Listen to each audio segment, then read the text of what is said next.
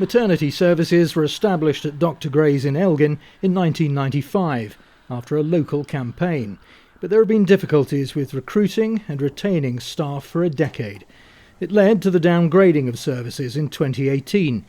It was meant to be temporary but wasn't reinstated, forcing most expectant mothers in Moray to travel to Aberdeen to give birth. A short-term solution was a community unit relying on Raigmore Hospital in Inverness, but without the infrastructure or staff to cope. Change is finally coming.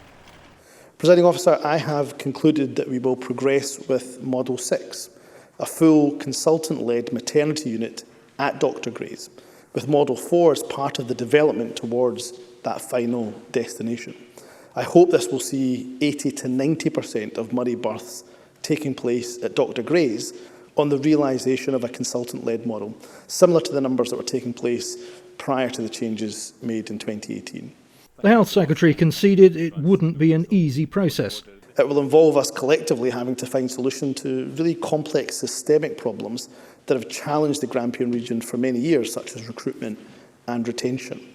The priority for women of Moray is that they have access as soon as possible to the widest range of maternity services that can safely and realistically be delivered as close to home as possible.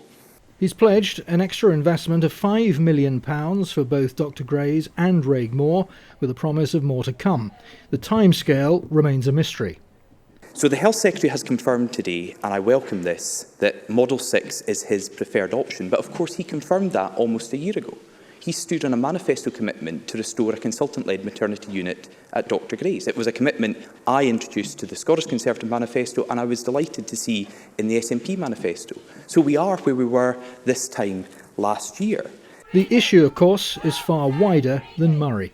Expectant mothers in Caithness currently face a 100-mile trip to Raigmore to give birth. Sometimes they make that journey in the snow and in the dark. And I've agreed publicly, the last time I travelled to Moray when I was asked about this, I will meet with the campaign groups in Caithness. I understand their concerns about the current situation, but hopefully to give them a reassurance about the fact that the issue around Caithness is being considered and is part of the current review underway. Kirsty Watson of Moray campaign group Keep Mum tonight welcomed the statement. She said she looked forward to hearing details about timescale and clear plans. NHS Grampian has thanked the Health Secretary for clarity, promising to work with ministers, NHS Highland, staff and communities to make progress. Iain Ramage, STV News.